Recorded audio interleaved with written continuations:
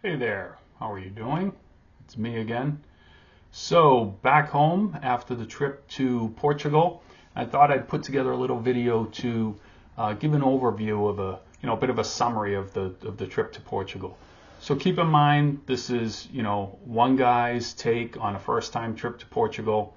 Um, you know, don't rip me if I get a couple of things wrong here or whatnot, but it's essentially my perspective on a vacation to Portugal. First thing, if somebody asks you, hey, do you want to go to Portugal for vacation, holiday? Absolutely, do it. Loved it, would do it again. Some things here I'll tell you, some things to take into consideration if you're booking a trip there.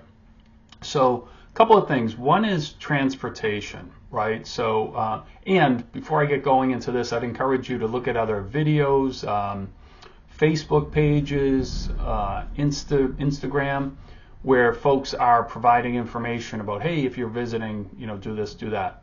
Do your research beforehand. So some things around transportation. So the airport. So we flew right into Lisbon. Really had no issues arriving from the United States. So, it's the typical, if you're going to another country, you have to go through, do you have anything to claim and whatnot, and check your passport and all that. I feel like it was maybe less than an hour to get through that. So, not a big deal arriving. When you're leaving, literally plan to get there 3 hours before your flight, and you'll probably just make it. So there are like three different places you have to go through. One is the bag drop. So you have to go, drop your bag, tag it, and whatnot. You get through that, and then there's I believe it's like a passport check, and you get through that. And then there's a duty-free shop that's like the size of a mall. Don't get caught up in there. Or if you're with someone else, have the other person go get in the next line and you do the duty-free shopping. But the next line is literally an hour, maybe even longer. Like, we could not see the end of the line. Fortunately, we got there early enough. It does eventually move, but if you're traveling outside of the country, you're going to be in that long line. So be prepared for that. So other things around transportation. So Bolt. Bolt is essentially Uber or Lyft. What I'd recommend is set up a Bolt account before you get there. So when you're at the airport, you can just, click on it and grab a Bolt and go. They're essentially like Uber and Lyft. However, they're much cheaper. A ride that I would estimate would be like $20 in the US would be like €4, maybe €5 there. And keep in mind that some drivers do not speak your language. At least be able to say hello and thank you in Portuguese. There was one instance where the driver was trying to explain something to us, and we really couldn't understand. He used Google Translate to tell us that his handbrake was broken, and that's why he didn't get out to open the trunk for us to put our bags in. So even in English, that's a tricky concept. As far as a rental car, we did not rent a car, didn't really see the need to, and did not see a lot of people driving around in rental cars. Now, if you are spending a week or 2 weeks and you're traveling to different places, you've been there, you know what you're doing, and so forth, then by all means get a rental car. They drive on the right-hand side of the road, and speed limits obviously are in kilometers because they are everywhere except for the U.S. Tuk-tuks. So tuk-tuks are these little golf carts / rickshaw vehicles that are around. They're in all the little tourist areas. You can find them pretty much everywhere. And typically they would take you like from point A to B, but typically they're doing some sort of tour. So they can be expensive, but they get you around to a lot of sites quickly that you couldn't really get to walking. I mean, you could, but it would take you quite a while. And they know all the sites, they know the history, and generally they're nice, engaging people, or else they're not going to get a lot of business. Now, one of the things we did with this was we stopped by, and I think the guy wanted like 150 euros, which seemed like quite a lot to us to take us on a ride. So we walked away. We came back a little later in the afternoon, went to someone else, asked his price. It was about the same, and we said, well, we'll be back tomorrow. But our plan was really, we're looking for a ride then. But so we'll be back tomorrow. And he said, oh, no, no, no, no, no. How about now? How about now? We said, well, yeah, not for that price. We'll give you, 90 or whatever. So we agreed, I think, for 100 euros for the trip. So tuk-tuk is good. You don't want to use that as your regular transportation, but maybe once jump in and take a little tour. As far as public transportation, we didn't take a local bus nor a local trolley. There is like a tourist trolley that goes around.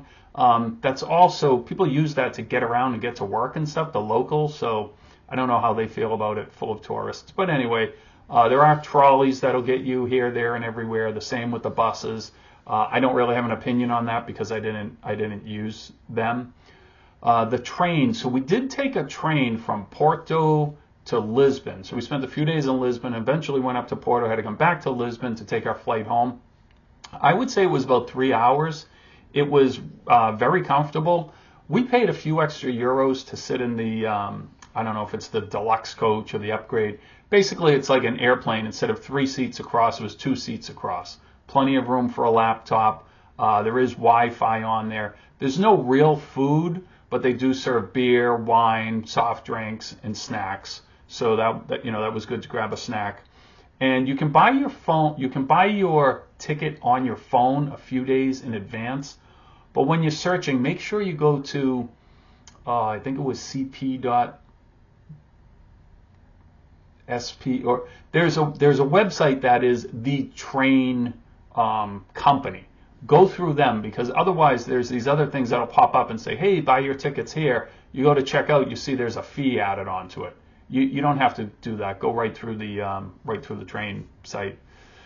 It also says to print your ticket and bring it with you.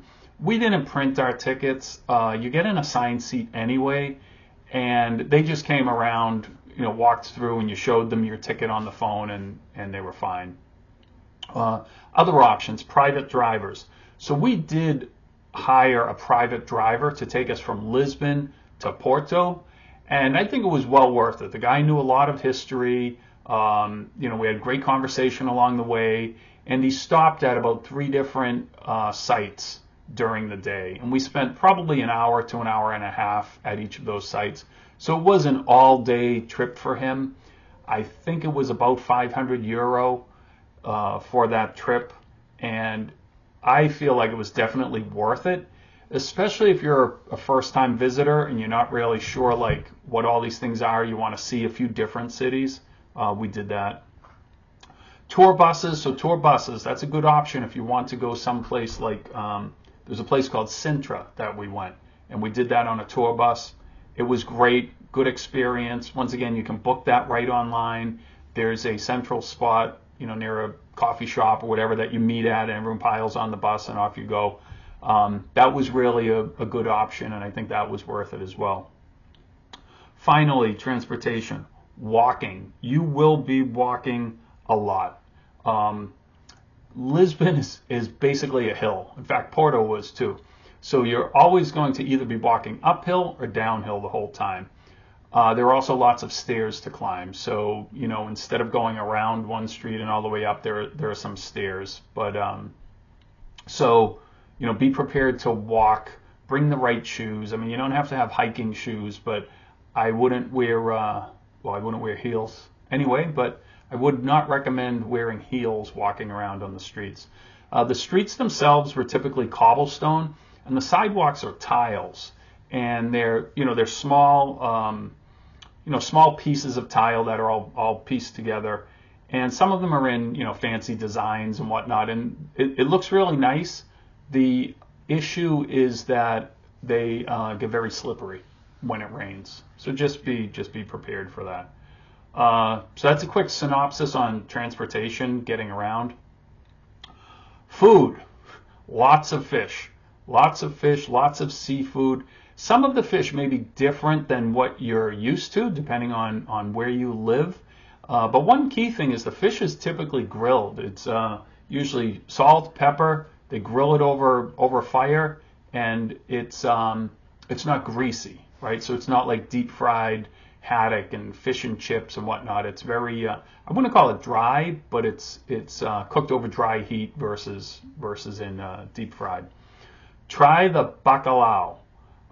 So it's dry salted cod, and so when I saw it on the menu the first few times, I was like, I really don't want a piece of dried out salty codfish, right? And it wasn't until someone explained to me that what you do is you soak it for about 2 days before you prepare it, and you change the water out. So what you're doing is you're taking the salt out of it, and you're also rehydrating it. So there was a restaurant I went to.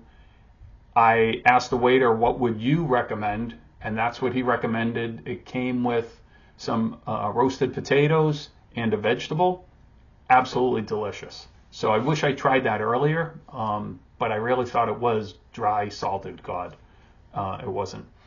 Lots of good restaurants there. They typically don't open until 7 p.m. Like that's the first reservation, and then it seems like they take like 2 sets of diners, and then that's kind of it for the night.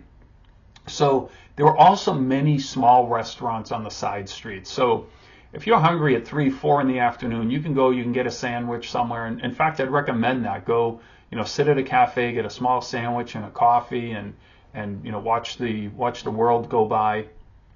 I would also recommend, maybe book a couple of restaurants, but you can also find, if you walk around, if you show up at a restaurant at 7 and they're just opening, if they have seats, they'll give you those seats, even without a reservation. If you don't and you show up at 8 o'clock, you're probably right in the middle of that first serving, so you're likely not going to get in. But there are lots of these small restaurants on the side streets. We found one, I can't remember the name of it, that had an amazing steak sandwich that was literally a piece of steak on bread. So, make a couple of reservations, but also go and explore some of those side streets. If you have an allergy, learn to say, I have a gluten allergy, or I have a peanut allergy in Portuguese. It's a lot easier than trying to ask, to look through the menu and say, does this have gluten? It's without gluten, it's sem gluten. Sem gluten, sem gluten. And it's just confusing, I think, for the server, where if you say specifically, I have a gluten allergy, in Portuguese, there's, no problem. You can have this, you can have this, you can have this. It makes it a lot easier. So, speaking of communication, language, learn a few phrases in Portuguese. It's not that hard. Please, thank you, good morning, good afternoon. In a restaurant, right? What do you recommend? Or what would you eat? So, depending on where you're going and what you're doing, learn a couple of phrases that you may want to ask. If you're going to, a store where you may buy something, you might want to know how to say, how much or too much, right? If you're in the mood for bartering and whatnot. So just keep that in mind. You can go on YouTube, find videos on how to speak Portuguese. Be careful, there's European Portuguese and there's Brazilian Portuguese. Similar yet different. There are some phrases that you would not say in Portugal that you might say in Brazil. So just be careful that you're using the correct language. Google Translate, I would only use that like in a pinch. Most people speak some English, so if you speak English, that can be useful. Or you can typically get by with a few phrases. I would use Google Translate only in a pinch if you're like really stuck somewhere, or you're trying to explain a concept that you can't really figure out. If you know Spanish, don't speak Spanish. So you might know some words in Spanish and think it's close enough to Portuguese. My experience has been that the Portuguese don't really like that. In fact, our tour driver told us, please don't say gracias. Don't say gracias. Say obrigado or obrigada, depending on if you're a male or a female. Once again, you don't need to speak Portuguese, but learn a few phrases. It'll go a long way. And then visiting the site. So this was our first visit, and we must have visited 8 different cities. Lisbon and Porto were our main cities, but we visited others along the way and sort of in between. Now, this was fine for us as first timers because we wanted to see a lot of variety to say like, hey, if we come back again, where do we want to go and stay a few days, right? In the future, I'd pick probably 3 places maximum to stay and spend a few days in each. But I mean, the architecture, the culture, the food, the people, everything was amazing. People were very friendly everywhere that we went, and absolutely loved it. And then, to close things out, safety. We felt perfectly safe in the city at night. Now, we weren't out at 1, 2, 3, 4 o'clock in the morning. And there are some sketchy neighborhoods, but if you stick to the tourist areas, around where the hotels are and whatnot, you'll be fine. Just be aware of your surroundings, right? If you find yourself in the kind of wrong area or whatever, try to back your way out of that. But we felt absolutely safe. Nobody bothered us. There were some guys trying to sell drugs and whatnot, but we weren't into that. And the research I found online is they typically are just ripping people off anyway. They don't even give you what you think you purchased. Anyway, very, very safe from our perspective. So I think that's about it. I hope you visit Portugal. I hope you enjoyed this video and learn a little bit about it. And I would just recommend do a lot of research before you go and then enjoy yourself. So, ciao.